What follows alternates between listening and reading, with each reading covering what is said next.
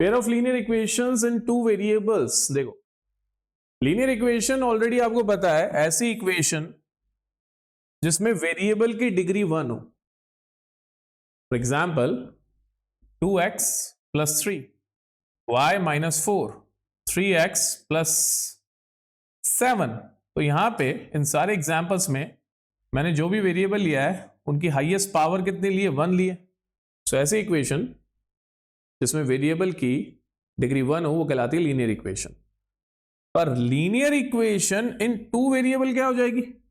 ऐसी linear equation जिसमें दो वेरिएबल्स हो और उन दोनों वेरिएबल्स की भी डिग्री 1 हो। जैसे 2x plus 3y is equals to 4, x minus y is equals to 1। कुछ भी ले सकते हो आप, z plus x is equals to 99।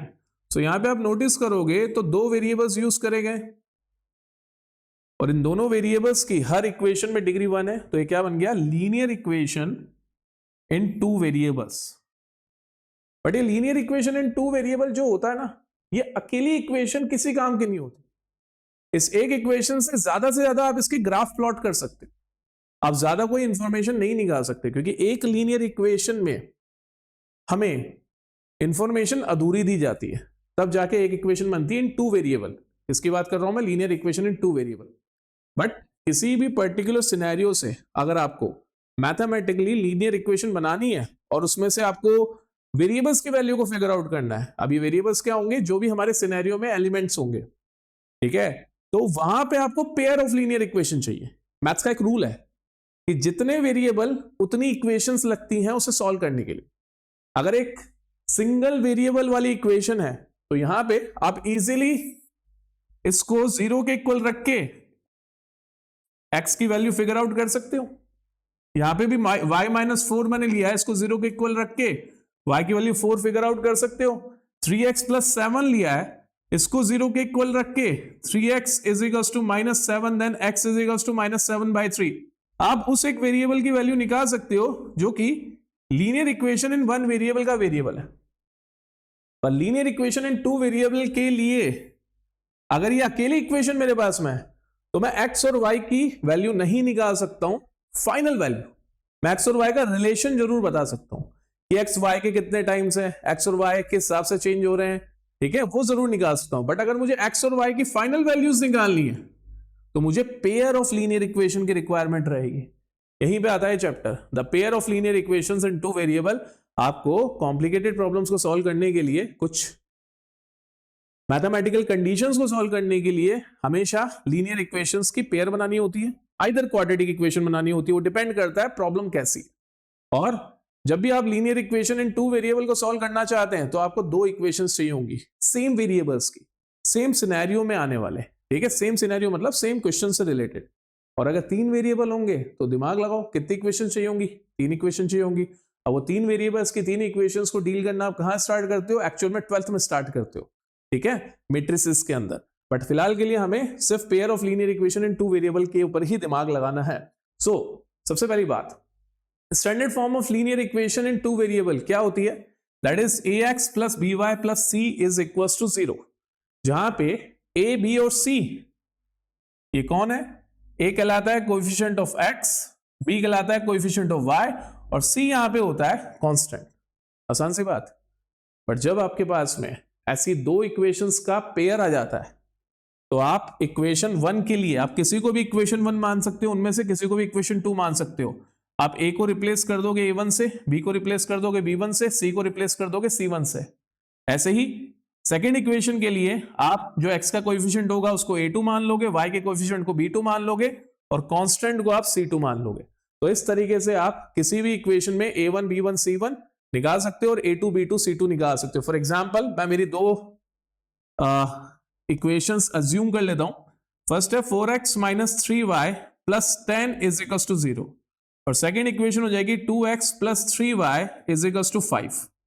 तो फर्स्ट इक्वेशन से अगर मैं a1 निकालता हूं तो a1 क्या होता है? x का coefficient that will be 4। b1 क्या हो जाएगा? y का कोएफिशिएंट दैट विल बी -3 और c1 क्या हो जाएगा? 10 कांस्टेंट।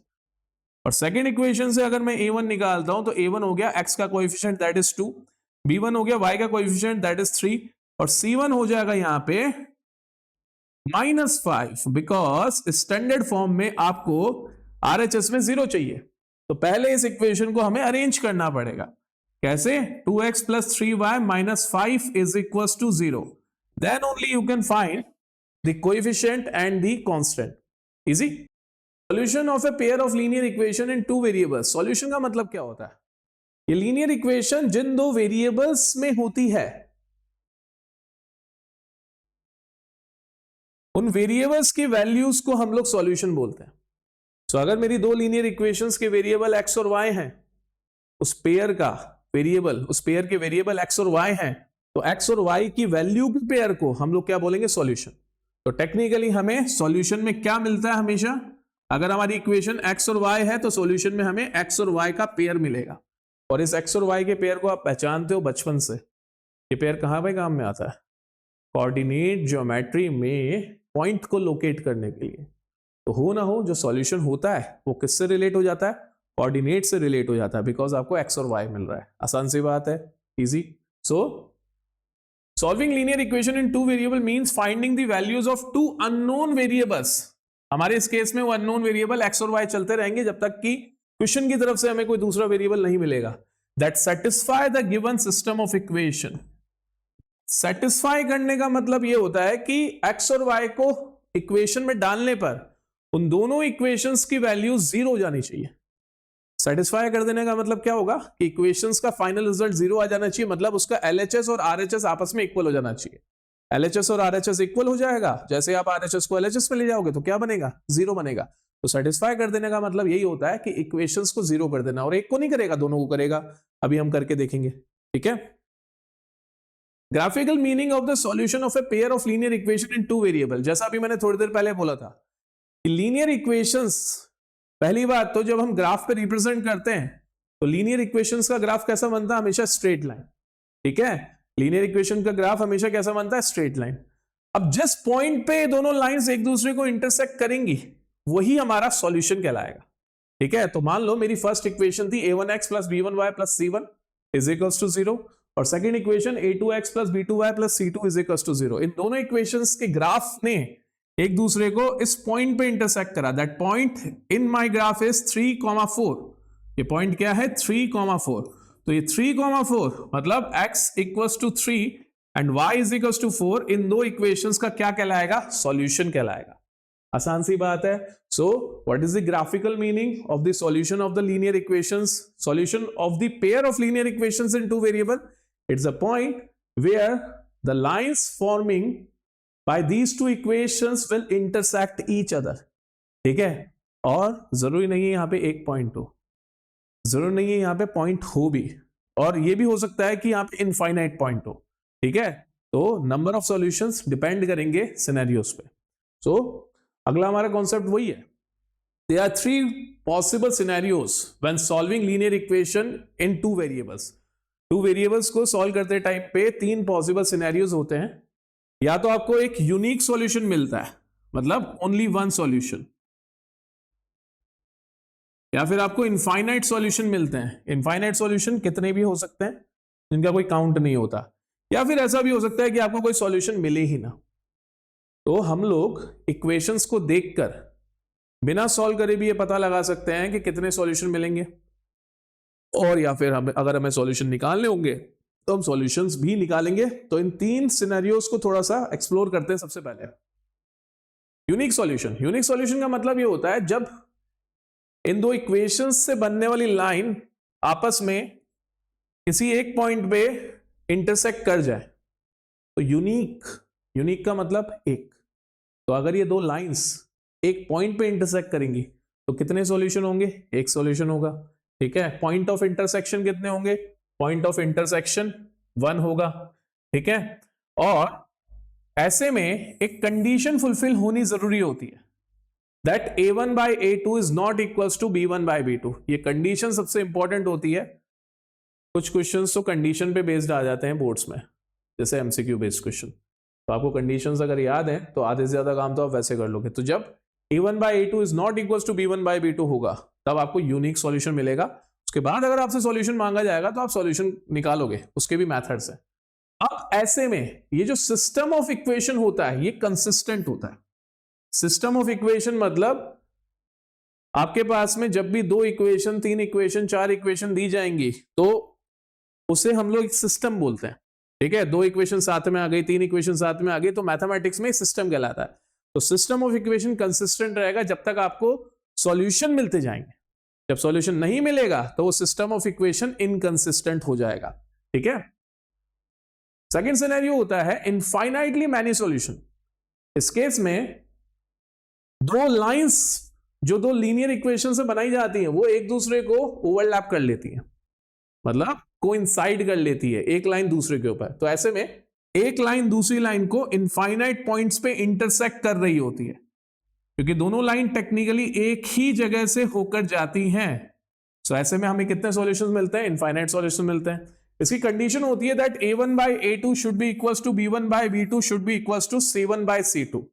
और ऐसे में सिंस हमें सॉल्यूशन मिल रहे हैं तो सिस्टम कैसा बन जाता है? Consistent system of equation. समझ गए? आसान सी बात है। यहां पे भी आपको सिस्टम कंसिस्टेंट दिखाई दे रहा है, यहां पे भी आपको सिस्टम कंसिस्टेंस दिखाई दे रहा है।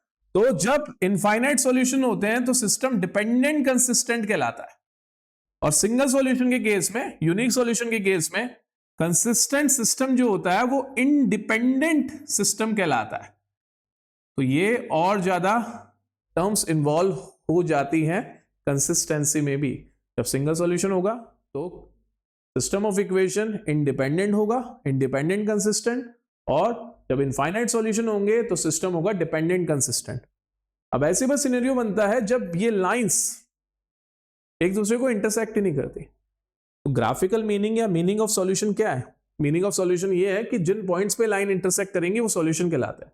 तो अगर 2 लीनियर इक्वेशन से बनने वाली लाइंस एक दूसरे के पैरेलल जाएं तो ये कभी आपस में इंटरसेक्ट नहीं करती, ऐसे में कोई सॉल्यूशन निकलता ही नहीं है।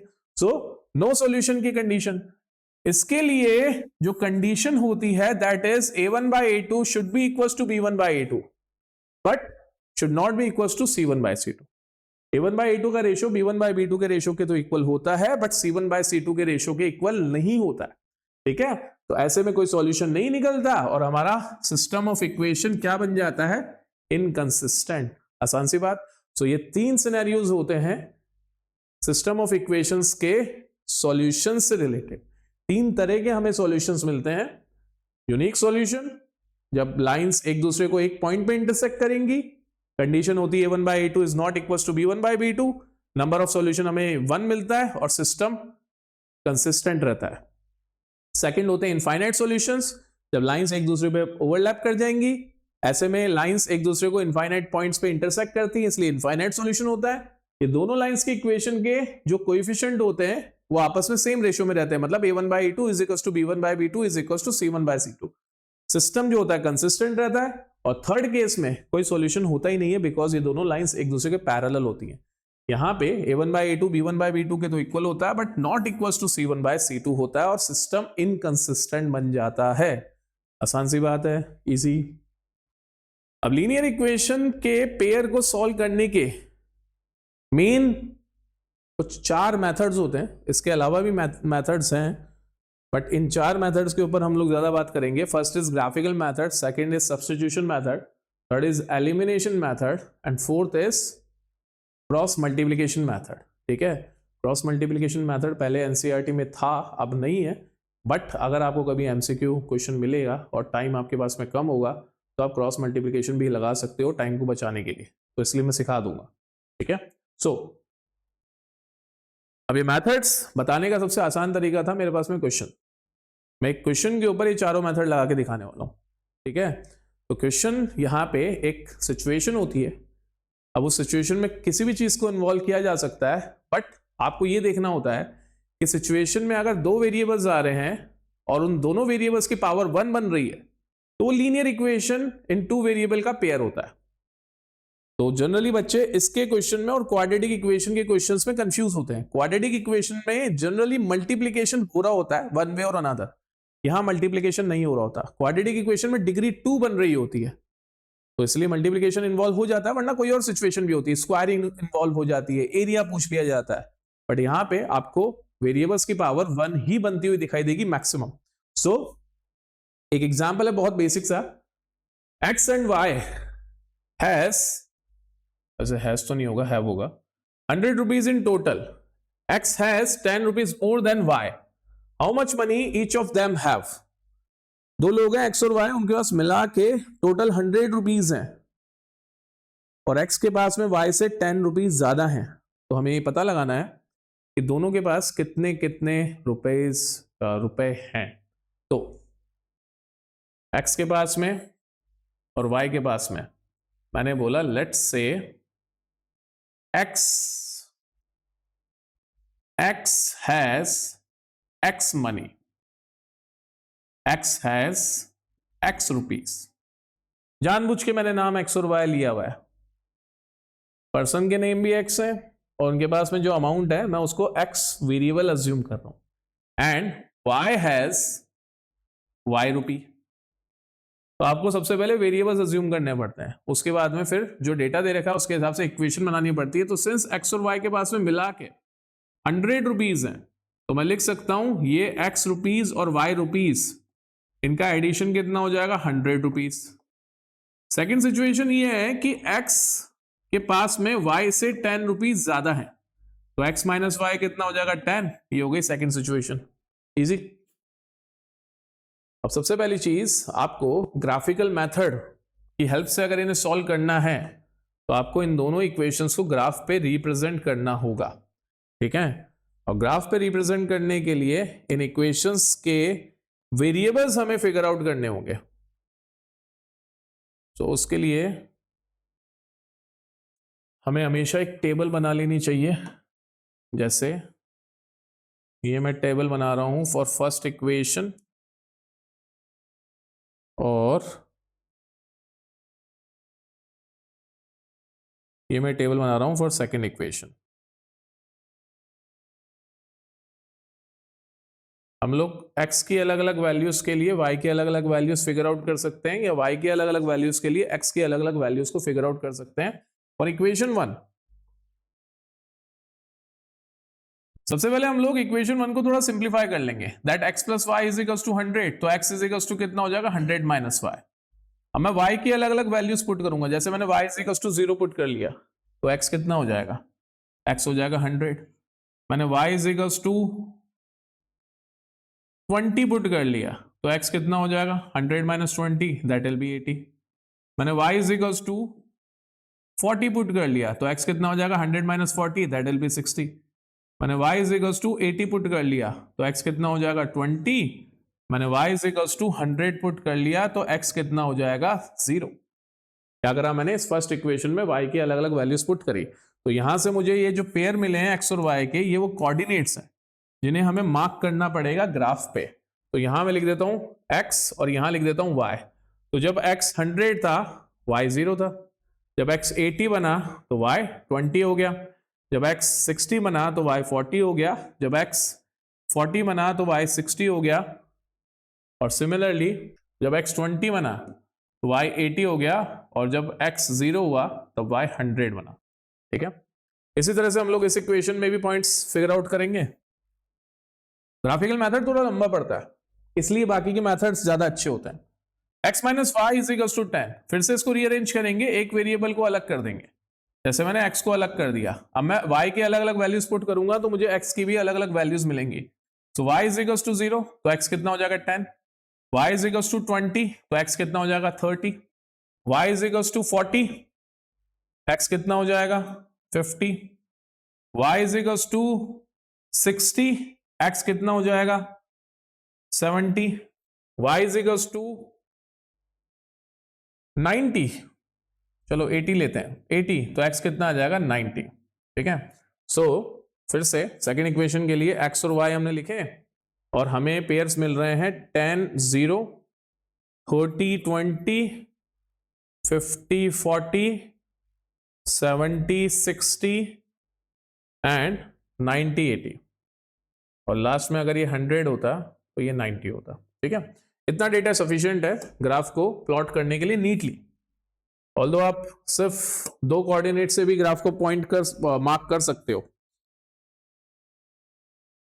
फर्स्ट लाइन के लिए जब x 100 हो रहा है तो y 0 हो रहा है, x 100 y 0, मैं कहां लेबल करूंगा, इस जगह पे। सेकंड, जब x 80 हो रहा है तो y 20 हो रहा है, x 80 y की वैल्यू 20।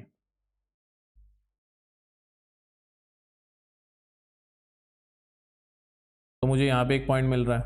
थर्ड, जब x 60 हो रहा है y 40 हो रहा है, x 60 y 40। देन अगेन जब x 40 होगा तो y 60 होगा। अगेन जब x 20 होगा तो y 80 हो जाएगा।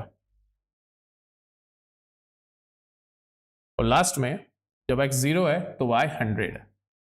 इन सारे पॉइंट्स को जब हम ज्वाइन करवाएंगे तो हमें फर्स्ट वाली लाइन का ग्राफ देखने को मिलेगा।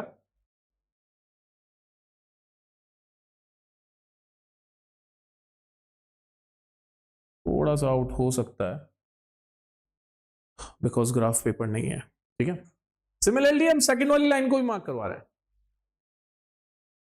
तो सेकंड वाले के लिए रेड पॉइंट्स, जब x 10 तो y 0, x 10 तो y 0, जब x 30 तो y 20, मतलब यहां कहीं आएगा। जब x 50 तो y 40, मतलब यहां कहीं आएगा। जब x 70 तो y 60, x 70 y 60,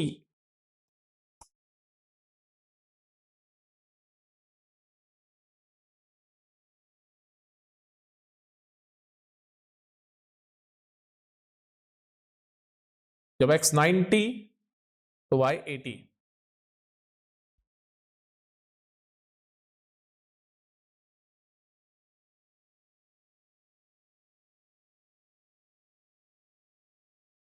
कितने पॉइंट्स काफी होंगे?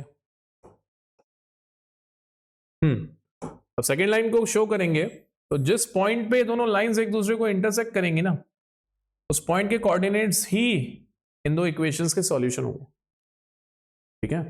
तो अगर आप इन पॉइंट्स को नोटिस करो तो ये पॉइंट्स एग्जैक्ट तो नहीं आएंगे बिकॉज ग्राफ पेपर नहीं है, मार्किंग प्रॉपर नहीं है, बट काफी हद तक वैल्यूज आ जाएंगे। देखो यहाँ पे x आ रहा है 50 और 60 के बीच में, मतलब कितनी वैल्यू हो गई 55, और y आ रहा है 40 और 50 के बीच में, तो कितनी वैल्यू हो गई 45।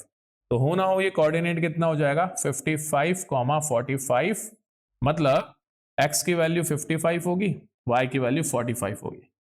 तो इस तरीके से हम लोग ग्राफिकल मेथड से पेयर ऑफ लीनियर इक्वेशन के सॉल्यूशंस निकाल सकते हैं।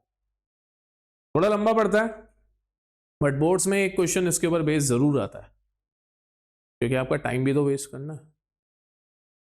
टाइम वेस्ट करवाने के लिए इसका एक क्वेश्चन जरूर आता है। अब मैंने एक चीज बोली थी, ये जो सॉल्यूशंस निकलते हैं ये हमेशा उस पेयर ऑफ लीनियर इक्वेशन के सिस्टम को सेटिस्फाई करते हैं जिसके वो सॉल्यूशन है। सेटिस्फाई करने का मतलब क्या होगा, एलएचएस और आरएचएस आपस में इक्वल आके ओवरऑल रिजल्ट 0 आ जाएगा। तो हमारे पास में x की वैल्यू 55 आई है, y की वैल्यू 45 आई है। तो अब इन सारी चीजों की कोई ऐसी जरूरत नहीं है, तो मैं सिर्फ और सिर्फ ये वेरीफाई कर रहा हूं कि क्या मेरे ये दोनों आंसर सही हैं। सबसे पहले हम लोग इक्वेशन 1 में ये पुट करके देखेंगे। For equation 1 put x is equals to 55 and y is equals to 45। देखो x की जगह 55, y की जगह 45 गया, 100 is equals to 100, LHS is equals to RHS का आना या फिर 0 आ जाना क्या कहलाता है कि इक्वेशन सेटिस्फाई हो गई है। तो फर्स्ट इक्वेशन हमारी सेटिस्फाई हो गई। इसी तरह से हम लोग सेकेंड इक्वेशन में पुट करेंगे, x minus y is equal to 10, तो 55 माइनस 45 कितना होता है 10 होता है। सो ये भी सेटिस्फाई हो गया, 10 इज इक्वल टू 10। तो सॉल्यूशंस को निकालने के बाद में हमें चेक भी करना होता है कि हमारे सॉल्यूशन सही है कि नहीं। ये था first method, that was graphical method.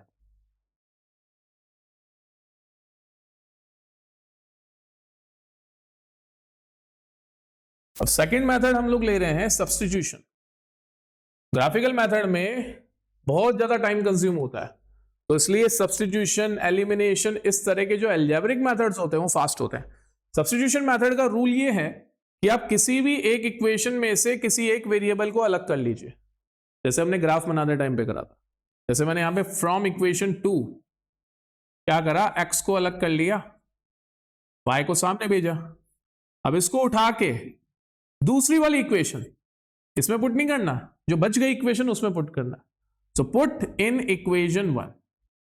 So x की वैल्यू कितनी आई थी मेरे पास में, 10 प्लस वाई। तो यहां पे x की जगह पे क्या पुट कर दूंगा मैं, 10 plus y is equal to 100। This will become 2y is equal to 100 minus 10। तो y की वैल्यू कितनी हो जाएगी, 90/2 मींस 45। अब y की इस वैल्यू को लेकर आप आइदर इस फर्स्ट इक्वेशन में पुट कर दीजिए, सेकंड इक्वेशन में पुट कर दीजिए, या फिर ये जो इक्वेशन आपने इंटरमीडिएट बनाई है फ्रॉम 2 आप उसमें पुट कीजिए। सबसे ज्यादा अच्छा होता है कि आप इसमें पुट कीजिए, बिकॉज इसमें ऑलरेडी x साइड में है तो आपको ज्यादा मेहनत नहीं करनी है। So put y is equal to 45 in 2, put y is equal to 45 in equation 3। तो x is equal to 10 plus 45, x की वैल्यू क्या आ गई फिर से 55, और यही हमारी वैल्यूज आ रही थी 55 एंड 45। ये था second method, that is substitution. अब सबसे इंटरेस्टिंग मेथड होता है एलिमिनेशन। देखो नाम से ही आपको समझ में आना चाहिए कि एलिमिनेशन में कुछ ना कुछ एलिमिनेट होगा। कौन एलिमिनेट हो जाता है, यहां पे कहानी के हीरो वेरिएबल्स हैं x और y।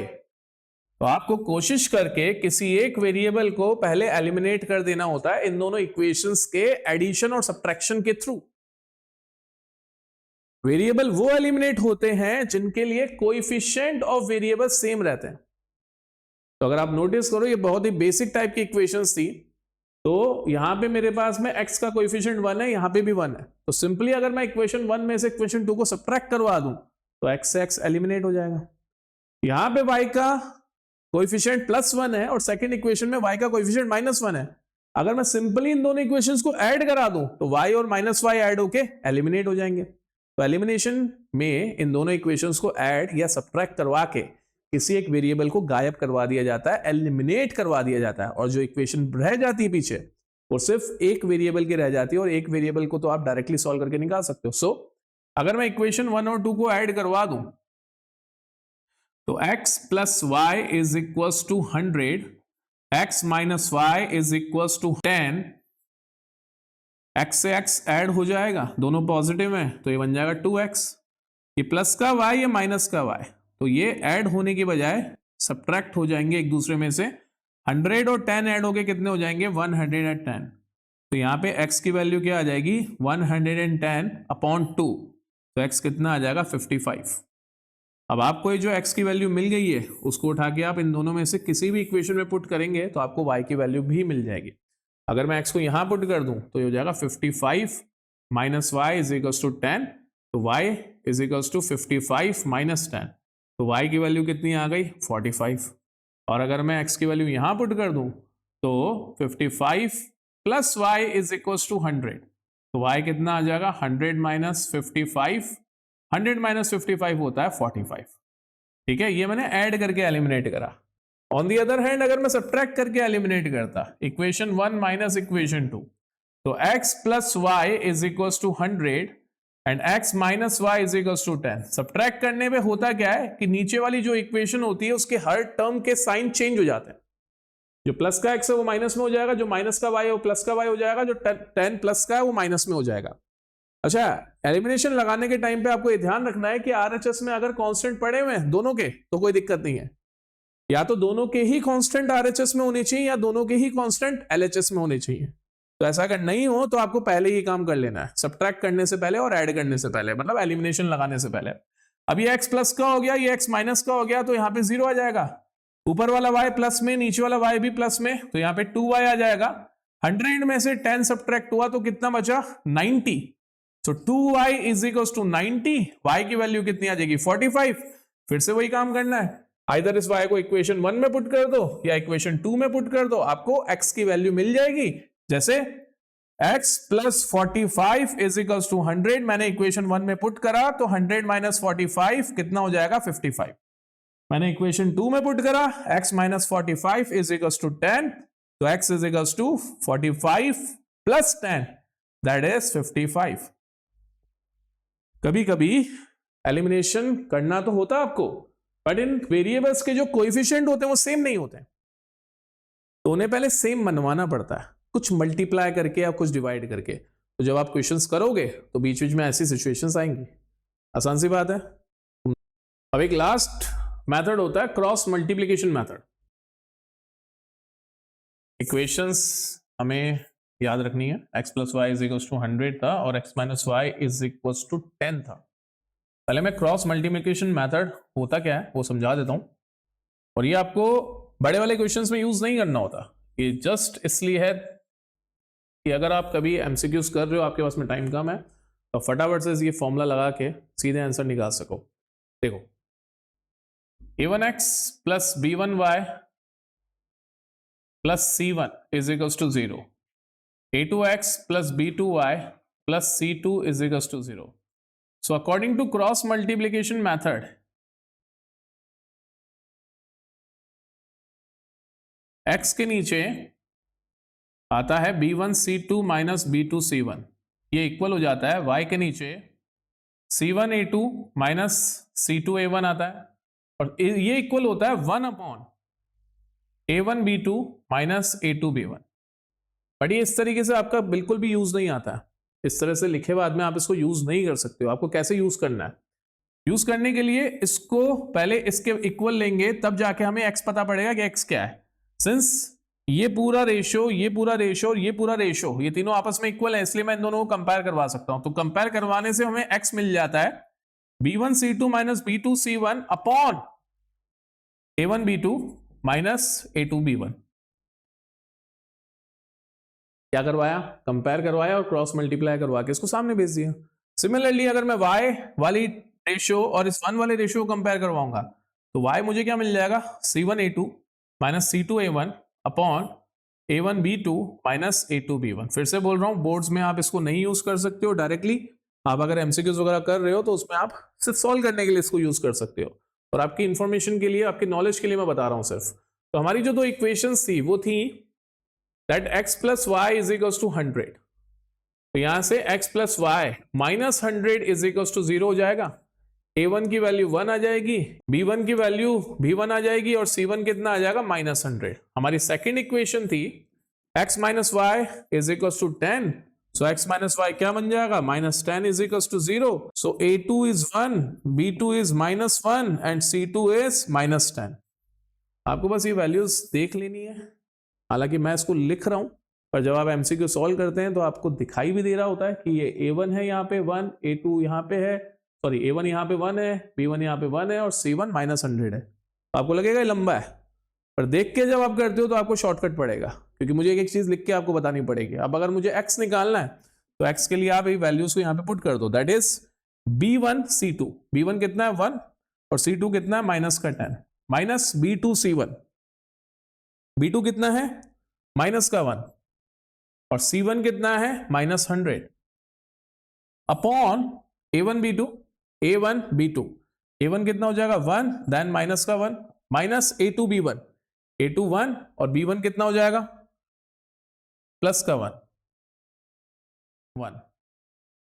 सो अपेरेंटली न्यूमरेटर में हमारे पास में ये बन गया माइनस का 10, माइनस माइनस माइनस 3 बार माइनस, तो माइनस का 100 अपॉन ये हो जाएगा माइनस का 1 और ये भी हो जाएगा माइनस का 1, तो माइनस का 110 अपॉन माइनस का 2 कैंसिल हुए, माइनस से माइनस कैंसिल, और यहां पे कितना आ गया 55। ठीक है। सिमिलरली अगर हमें y निकालना है तो c1 a2, c1 कितना है, c1 की वैल्यू है माइनस 100 और a2 कितना हो जाएगा, यहाँ पे a2 हो जाएगा 1 माइनस c2 a1, c2 कितना है माइनस 10 और a1 कितना हो जाएगा 1 अपॉन a1 b2, a1 की वैल्यू कितनी आ जाएगी 1, b2 कितना आ जाएगा minus 1 minus a2 b1, a2 कितना है 1 और b1 कितना आ जाएगा प्लस का 1। फिर से तो y कितना हो जाएगा माइनस का 100 प्लस का 10 अपॉन माइनस का 1, देन फिर से माइनस का 1, माइनस का 90 अपॉन माइनस 2 कैंसिल आउट करा तो 45। अब आपको लग रहा होगा सर ये तो बहुत लंबा मेथड, ये लंबा है बिकॉज डेटा आसान था। और अगर डेटा कुछ ऐसे होता कि आपको इक्वेशंस ऐसे दी जाती,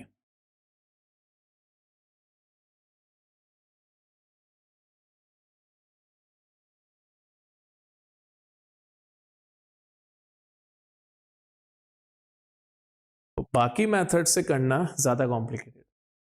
अगर आप इस पे ग्राफिकल मेथड लगाते तो लग जाते आपको 1-2 घंटे अलग अलग वैल्यूज निकालने में। अगर आप इसमें सब्स्टिट्यूशन मेथड लगाते तो अंदर पुट करके मल्टीप्लाई करके वेरिएबल निकालने में टाइम लगता। एलिमिनेशन करने के लिए आपको बहुत कुछ इनमें से कॉमन निकाल के कैंसिल आउट करना पड़ता, ठीक है। और फाइनली इस मेथड में आपको कुछ नहीं करना, A1 B1 C1 A2 B2 C2 निकाल के पुट करना है, तो सारा काम बाईपास हो जाता। ना तो आपको डिनोमिनेटर्स को इक्वल बनाने की जरूरत है, ना आपको कुछ एलसीएम लेने की जरूरत है, इसलिए मेथड था। तो तुम लोग सोच रहे होगे ना कि क्यों मैं इतनी मेहनत करवा के ये इतना आसान चीज को इतनी मुश्किल से सॉल्व कर रहा हूं। इन इक्वेशंस को सॉल्व करने के लिए मेथड, ठीक है। कभी कभी लीनियर इक्वेशन में कन्वर्ट करी जाने वाली इक्वेशंस भी आ जाती थी, convertible to the linear equation. जैसे आपको ऐसे मिल जाता कि x upon 3 minus y upon 5 is equal to 1, then 2x upon 3 plus 3y upon 5 is equal to 9। तो ऐसे इक्वेशन को भी आप इन्हीं से सॉल्व विदाउट एलसीएम क्विकली। तो एक क्विक काम करने के लिए जब भी कॉम्प्लिकेटेड इक्वेशन आए ना, rather than going for elimination substitution, जब डेटा आपको बहुत कॉम्प्लिकेटेड लगे और वो एमसीक्यू वाले क्वेश्चंस हैं, तो आप ट्राई करो इसकी प्रैक्टिस करने की, ताकि आप एमसीक्यू वाले क्वेश्चंस तो इससे कर सको easy. Check graphically whether the pair of equations x plus y is equals to 6 and 2x minus 3y is equals to 12 is consistent. If so, solve them graphically. सबसे पहले आपको ये चेक करना है कि क्या ये इक्वेशन कंसिस्टेंट हैं। कंसिस्टेंसी के लिए इनका सॉल्यूशन निकलना बहुत जरूरी होता है। अब आपको पता है कि मैंने कुछ कंडीशंस बताई थी कंसिस्टेंसी या फिर नंबर ऑफ सॉल्यूशंस निकालने के लिए। आप फर्स्ट इक्वेशन को अगर ऑब्जर्व करो तो यहाँ पे A1 हो जाएगा 1, B1 हो जाएगा 3 और C1 हो जाएगा -6। हमेशा आपको स्टैंडर्ड फॉर्म के लिए जो भी कांस्टेंट होता है उसे LHS में लेना पड़ेगा और RHS में सिर्फ और सिर्फ 0 होना चाहिए। तो ये इक्वेशन इन रियलिटी कुछ ऐसी दिखाई देनी चाहिए। इसी तरह से second equation that is 2x minus 3y minus 12 is equals to 0 लिख दी जाएगी। तो यहां से A2 आएगा 2, B2 आएगा -3 और C2 आएगा -12। कंसिस्टेंसी के लिए आपको ये चेक करना है कि A1 upon A2 is equals to B1 upon B2 is not equals to C1 upon C2। ये सिचुएशन नहीं होनी चाहिए, क्योंकि ये सिचुएशन होती है इनकंसिस्टेंसी की कंडीशन, ठीक है। हम लोग सिंपली A1 बाई A2 का रेशियो देखते हैं, A1 बाई A2 का रेशियो 1/2 हो रहा है। B1 बाई B2 का रेशियो देखते हैं, B1 बाई B2 का रेशियो क्या हो रहा है 3 अपॉन -3 और C1 बाई C2 कितना हो रहा है -6 अपॉन -12। तो अगर मैं यहाँ से 3 को 3 से कैंसिल करवा दूं तो 1/2 इज इक्वल्स टू -1 हो गया विच इज नॉट इक्वल्स। तो ये कौन सी कंडीशन हो गई, ये कंडीशन हो गई है यूनिक सॉल्यूशन की। और जब भी किसी पेयर ऑफ लीनियर इक्वेशन का सॉल्यूशन निकल रहा होता है तो सिस्टम कंसिस्टेंट होता है। तो आप क्या बोल दोगे, since A1 upon A2 is not equals to B1 upon B2 hence system of pair of linear equations is consistent. आसान सी बात है। अब सिंस ये सिस्टम कंसिस्टेंट हो गया, इसका एक सिंगल सॉल्यूशन आ भी रहा है यहां के हिसाब से, तो हमारा अगला टास्क है उस सॉल्यूशन को ढूंढना with the help of graphical method. अब ग्राफ बनाने के लिए हमें इनके कोऑर्डिनेट्स निकालने पड़ेंगे, जो कि बहुत ही लेंथी मेथड होता है, तो वो लेंथी मेथड आपको करना पड़ेगा, ठीक है। सो फॉर फर्स्ट इक्वेशन सबसे पहले तो हम लोग इस इक्वेशन में वेरिएबल्स को अरेंज कर लेंगे कुछ ऐसे कि एक वेरिएबल एकदम अकेला विदाउट एनी कोएफिशिएंट एक साइड आ जाए। तो दूसरे वेरिएबल के लिए हम लोग वैल्यू पुट करेंगे अलग अलग, जैसे y is equal to 0 put कर दिया तो कितना आ जाएगा, x is equal to 6 minus 0, तो x की वैल्यू कितनी आ गई 6, तो हमारा फर्स्ट कोऑर्डिनेट आ गया 6,0। ऐसे ही y की जगह पे 1 पुट कर देंगे तो x कितना आ जाएगा 6 माइनस 3 टाइम्स 1, तो x विल बी 3। ये हो गया हमारा second coordinate 3,1। Third coordinate y is equal to 2 put करा तो x कितना हो जाएगा 6 माइनस 6, तो x कितना आ गया 0। तो अपेरेंटली हमारा थर्ड कोऑर्डिनेट हो जाएगा 0,2। 3-4 कोऑर्डिनेट काफी होते हैं, 3 भी आप ले लोगे 4 भी आप ले लोगे तो भी काम हो जाएगा। सेकेंड इक्वेशन को भी रीअरेंज करेंगे, 2x इज इक्वल टू बनेगा 12 प्लस 3y। अब आपको ये ध्यान रखना होता है कि x के साथ में कुछ भी नहीं होना चाहिए, मतलब उसका कोएफिशिएंट भी नहीं होना चाहिए, उसको हम सामने नीचे की तरफ भेज देंगे।